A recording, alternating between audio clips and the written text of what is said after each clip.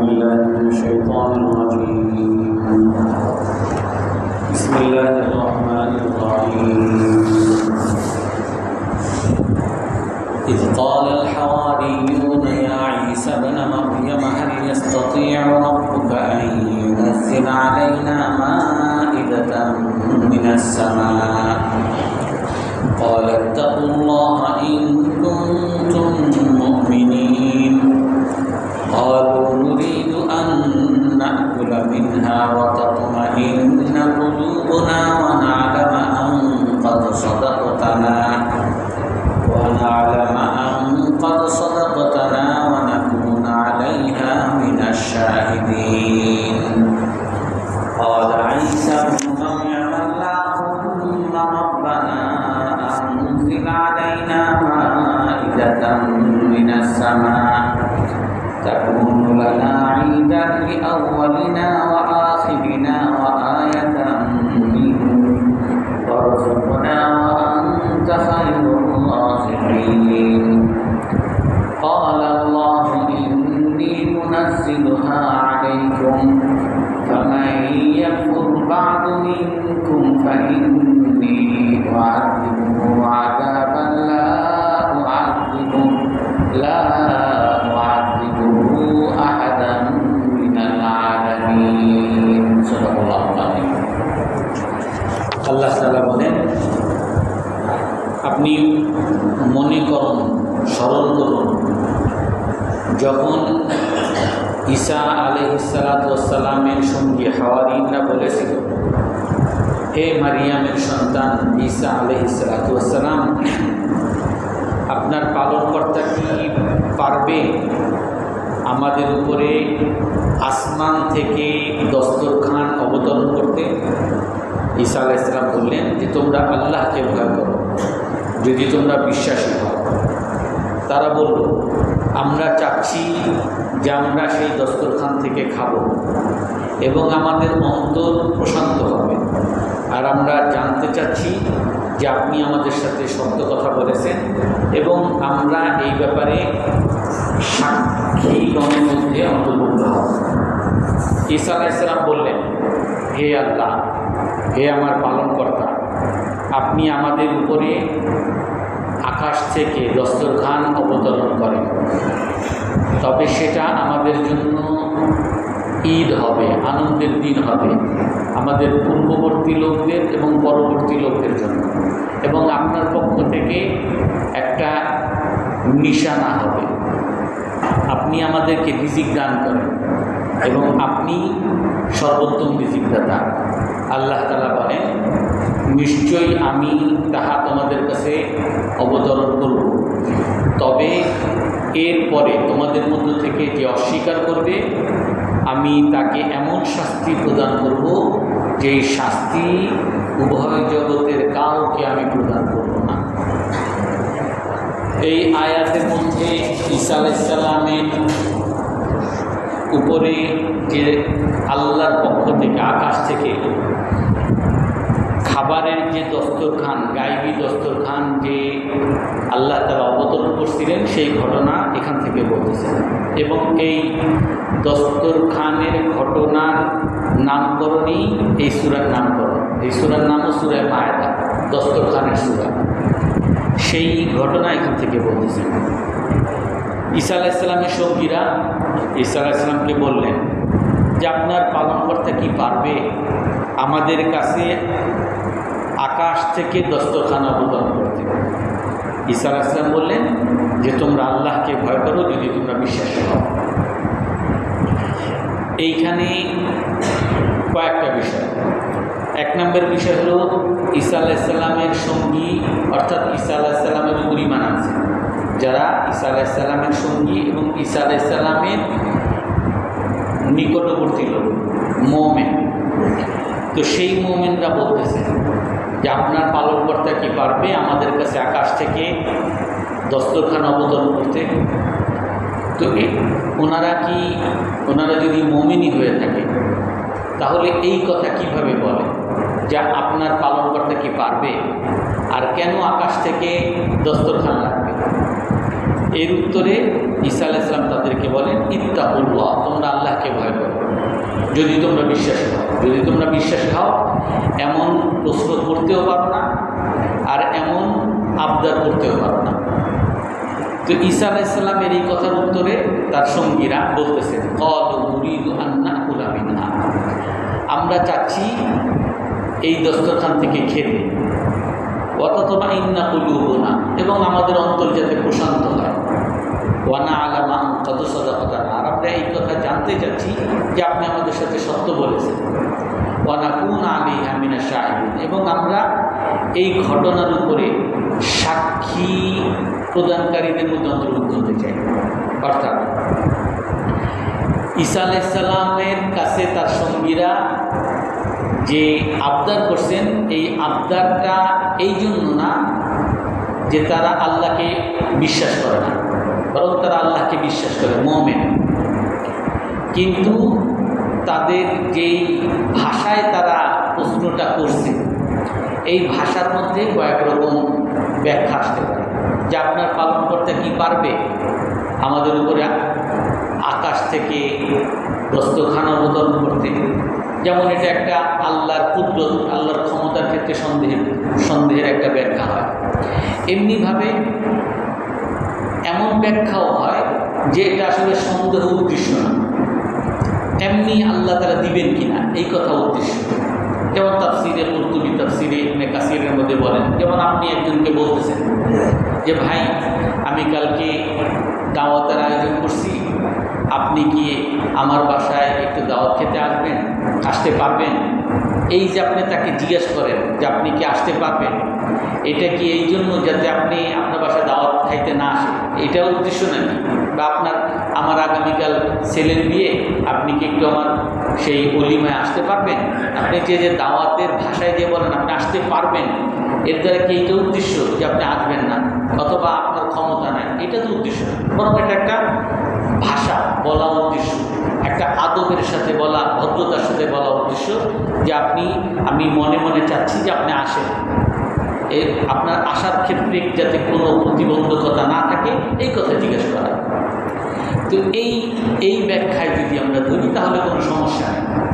তো ওনাদের তাফসীরের কিতাবের মধ্যে বলে যে এই ব্যাখ্যাটাই, যে আল্লাহ তাআলা তো পারেন, এই ক্ষমতা তো, এই বিশ্বাস তো তাদের মধ্যে আছে, কিন্তু তারপরও আদবের সাথে যে হে ঈসা আলাইহিস সালাম, আপনি যদি আল্লাহর কাছে বলেন, আল্লাহর কাছে দোয়া করেন, তাহলে আল্লাহ তাআলা কি দিতে পারবেন? দিতে পারবেন বলতে আপনার দোয়া আল্লাহ কবুল করবেন কিনা, দিতে পারবেন বলতে আমরা যে আপনার কাছে আবদার করছি, এই আবদার আল্লাহ তাআলা এই আবদারে সাড়া দিবেন কিনা। অর্থাৎ ত্রুটিটা আমার মধ্যে, ত্রুটিটা হে ঈসা আলাইহিস সালাম আপনি আমাদের পক্ষ থেকে যে দোয়া করবেন, আমাদের মধ্যে ত্রুটি, আল্লাহর ত্রুটি না। আল্লাহ তাআলা দিতে পারেন, এটা আমরা জানি, কিন্তু আপনার রব কি দিতে পারেন বলার উদ্দেশ্য হলো যে আমরা আল্লাহর কাছে এই আবদার যদি করি, আল্লাহ তাআলা এই আবদার রক্ষা করবেন কিনা, অথবা আপনি যদি আল্লাহর কাছে দোয়া করেন, আপনার দোয়ায় আল্লাহ তাআলা সাড়া দিবেন কিনা, এইটা উদ্দেশ্য। তো সেই হিসাবে আল্লাহ তাআলার ভাষায় আল্লাহ তাআলার কাছে চাওয়ার যে শব্দ বলা হয়েছে, এই শব্দের কোনো সমস্যা নেই। তো এই জন্যই ঈসা আলাইহিস সালাম বলছেন, ইত্তাকুল্লাহ, আল্লাহকে ভয় করো যদি তোমরা বিশ্বাস করো। যে আল্লাহর কাছে এই কথা কেন ঈসা আলাইহিস সালাম বললেন? এখনো এই শব্দটা বলা ঠিক হয় নাই, এইভাবে বলাটা উচিত না। তারপরে যদি ধরে নিই না, ওনারা বলছেন যে আমরা তো এটা ভদ্রতার কারণে বলছি। দ্বিতীয় প্রশ্ন, যে ভদ্রতার কারণেও যদি বলো, তুমি আকাশ থেকে সরাসরি খাবার চাইতেছো কেন? আল্লাহ তাআলা আকাশ থেকে খাবার যদি না দেন, তোমাকে কি দুনিয়াতে খাবার দিতেছেন না? তুমি খাইতেছো না? তুমি মাছ, মাংস, গরুর গোশত, চাল, ডাল, ভাত এগুলো খাইতেছো না? এগুলো আল্লাহ তাআলা কি দিতেছে।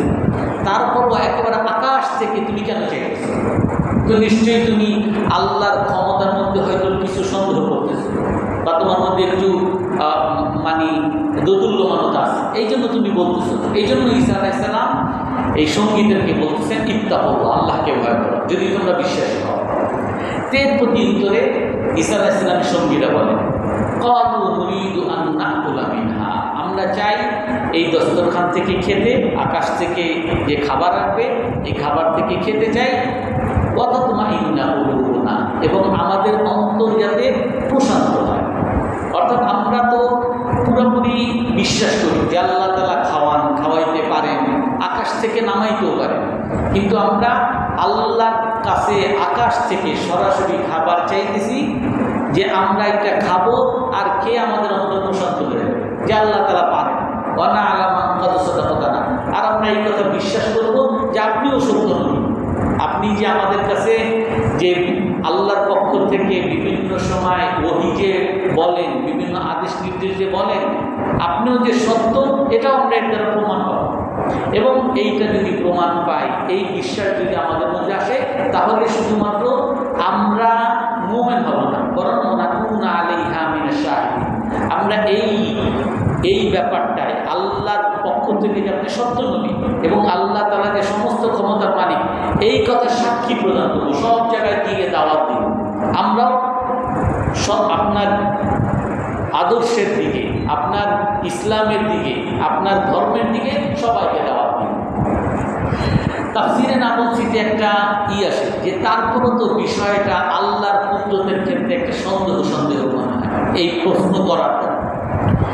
তো কোরআনে কারীমের মধ্যে আরেক জায়গায় আছে, ওয়াইদ ক্বালা ইব্রাহিম রাব্বি আরিনী কাইফা তুহয়িল মাউতা। ঈসা আলাইহিস সালাম, ইব্রাহিম আলাইহিস সালামের একটা ঘটনা আছে। ইব্রাহিম আলাইহিস সালাম একবার আল্লাহ তাআলাকে বলেন, আরও কিছু ঘটনা আছে, আমি এখান থেকেই বলি, হে আল্লাহ আরিনী কাইফা তুহয়িল মাউতা, আপনি আমাকে দেখান আপনি মৃত প্রাণীকে কিভাবে জীবিত করেন। আল্লাহ তাআলার কাছে ইব্রাহিম আলাইহিস সালাম দোয়া করতেছে, আরিনী কাইফা তুহয়িল মাউতা, একটু দেখান আপনি কিভাবে মৃত প্রাণীকে জীবিত করেন। ক্বালা আওয়ালাম তুমিন, ইব্রাহিম আলাইহিস সালামকে আল্লাহ তাআলা বলতেছেন, আওয়ালাম তুমিন, তুমি কি এই কথা বিশ্বাস করো না যে আমি মৃতকে জীবিত করতে পারি? তুমি কি মুমিন না, বিশ্বাস করো না?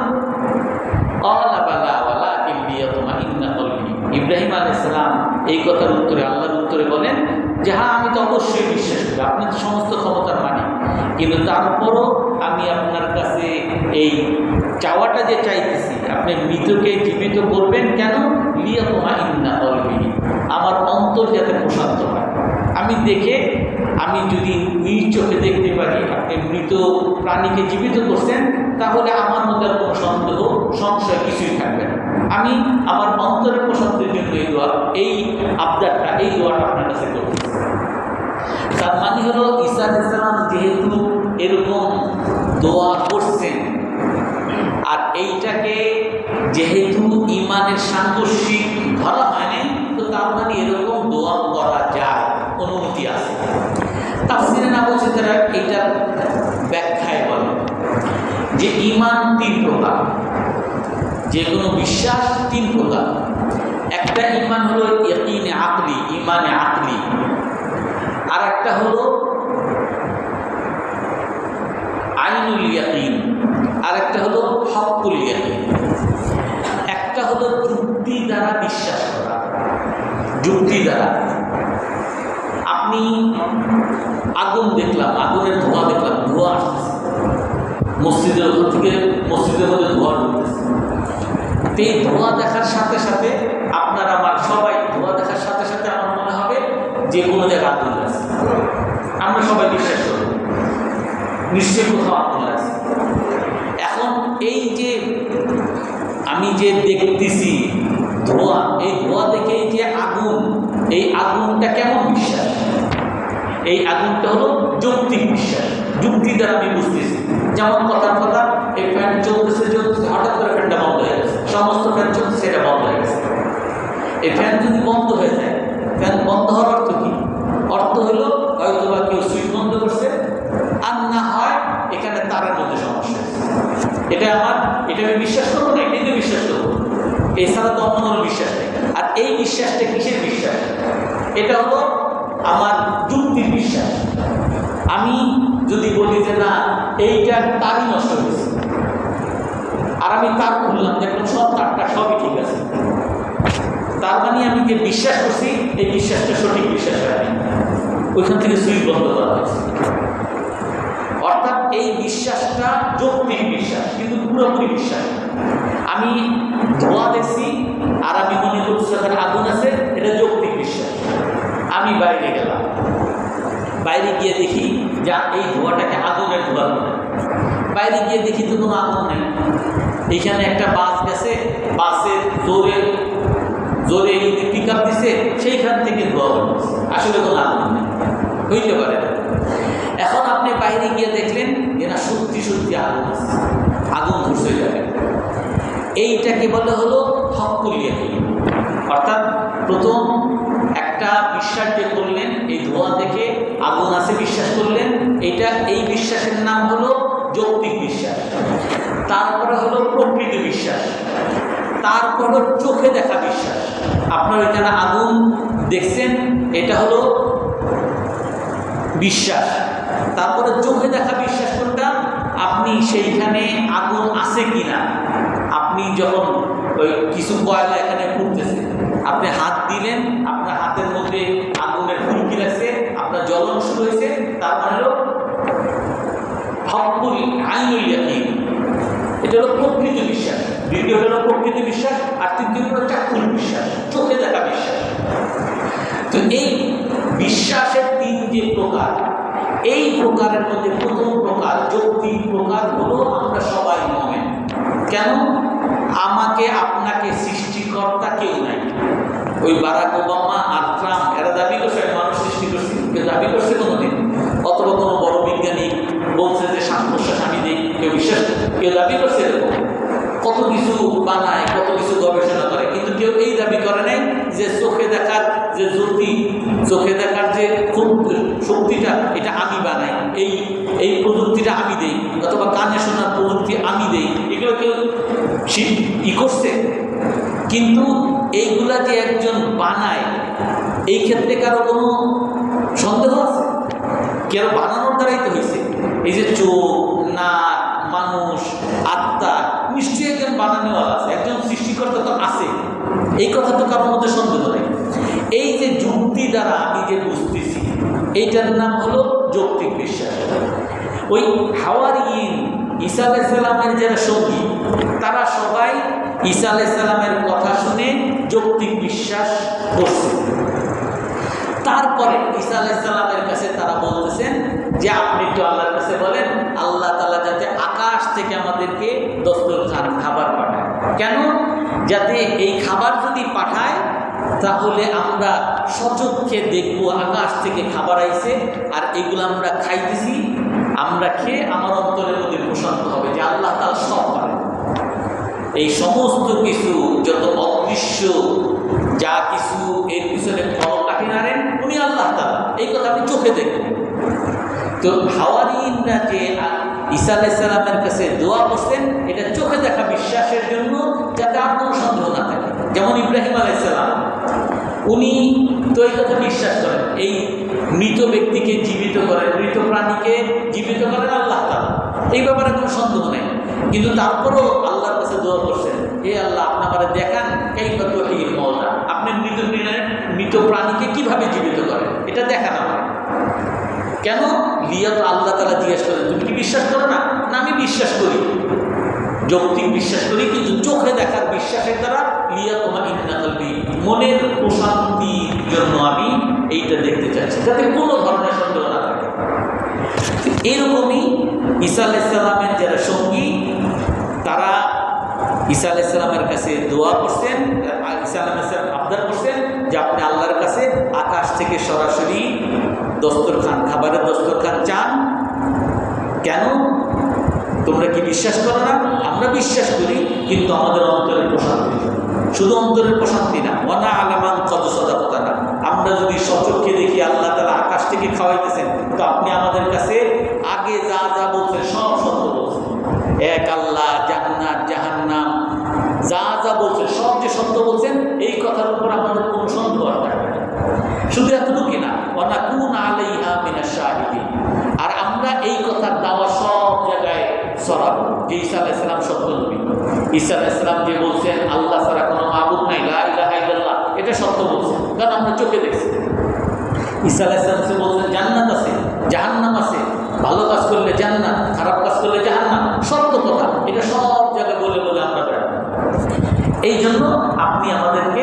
ঈসা আলাইহিস সালামের কাছে দোয়া করছেন যে আপনি আমাদেরকে খাবার আকাশ থেকে সরাসরি খাবার নাযিল করেন। ক্বালা ঈসা ইবনু মারইয়াম আল্লাহুম্মা, ঈসা আলাইহিস সালাম মারইয়ামের সন্তান ঈসা আলাইহিস সালাম বললেন, হে আল্লাহ, রব্বানা আনজিল আলাইনা মাইদাতাম মিনাস সামা, হে আল্লাহ, হে আমাদের পালনকর্তা।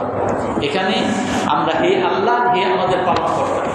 তার আগে ঈসা আলাইহিস সালামের সঙ্গীরা কি বলছেন? হাল ইয়াস্তাতিউ রাব্বুকা, আপনার পালনকর্তা কি আকাশ থেকে দস্তরখান অবতরণ করতে পারবে? এটা একটু মনে রাখবেন।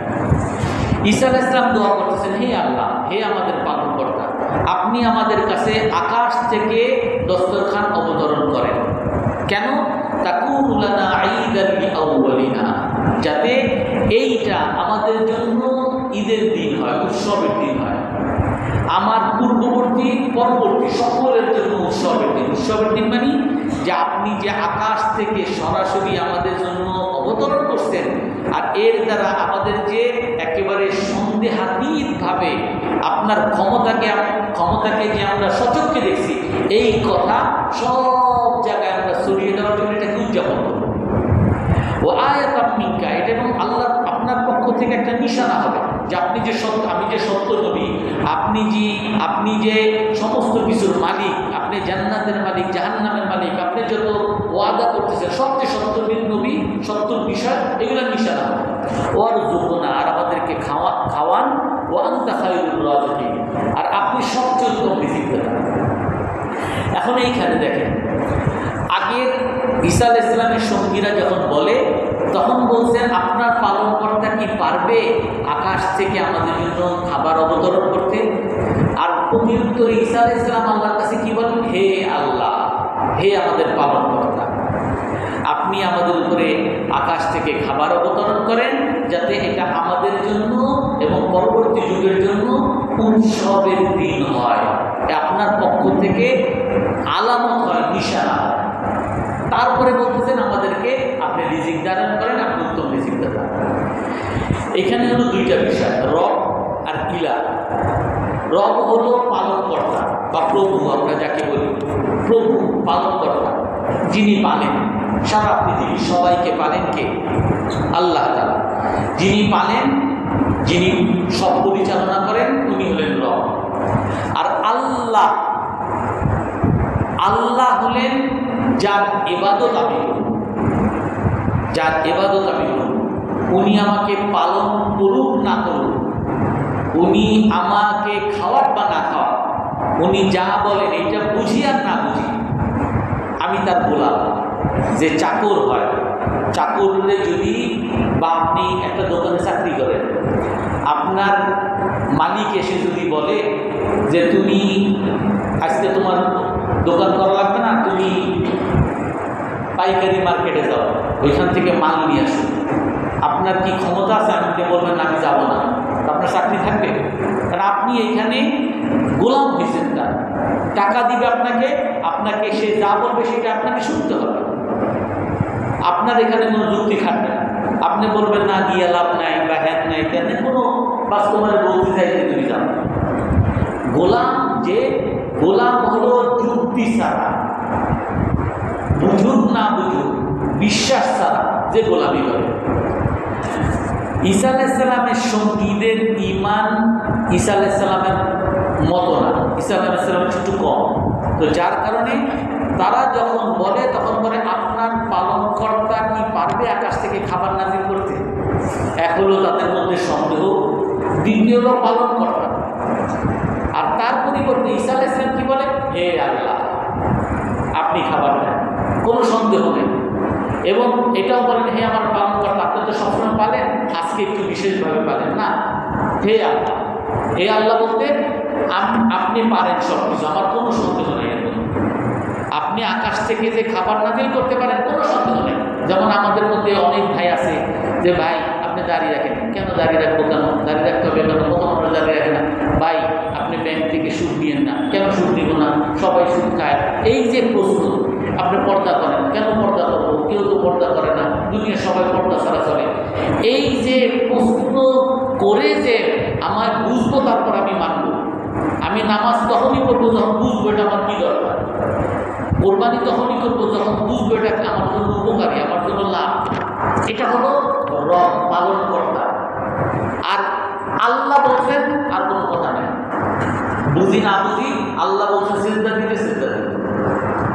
আল্লাহ বলছেন পর্দা করতে, পর্দা করবো। আল্লাহ বলছেন ঘুষ না খাইতে, খাবো না।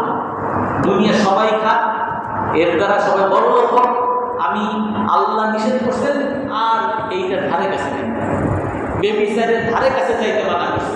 বেবিচার একটা মেয়ের কাছে গেলে সমস্যা, আল্লাহ বলছেন তার দিকেও তাকানো যাবে না, তার সাথে কথাও বলা যাবে না, তার ধারে কাছেও যাওয়া যাবে না। আল্লাহ বলছেন আমার আর কোনো কিছু শোনা লাগবে না, বলা তারা বুঝছি না, বেবিচারের ধারে কাছেও যাবে।